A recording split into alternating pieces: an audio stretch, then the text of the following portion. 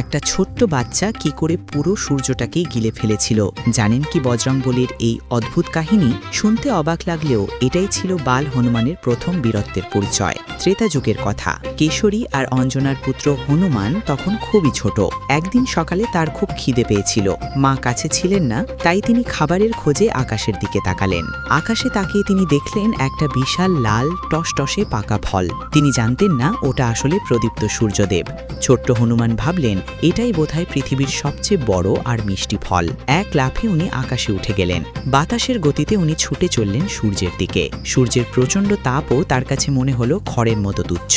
আর দেখতে দেখতে উনি গিলে নিলেন পুরো সূর্যটাকেই। পুরো পৃথিবীতে নেমে এলো ঘন অন্ধকার। দেবতারা চিন্তায় পড়ে গেলেন। শেষমেশ ইন্দ্রদেব তার বজ্র দিয়ে আঘাত করলে হনুমান নিচে পড়ে যান। কিন্তু পরে সব দেবতারা মিলে তাকে দিলেন অসীম শক্তি আর অমরত্বের বর। এভাবেই জন্ম নিয়েছিল পৃথিবীর সবচেয়ে শক্তিশালী বীরের কাহিনী। বজরংবলীর এই বীরত্বের কথা ভালো লাগলে কমেন্টে লিখুন জয় বজরংবলী। আর এমন অজানা কাহিনী জানতে সাবস্ক্রাইব করুন মাইথো অরিজিন এআই বাংলা। ধন্যবাদ।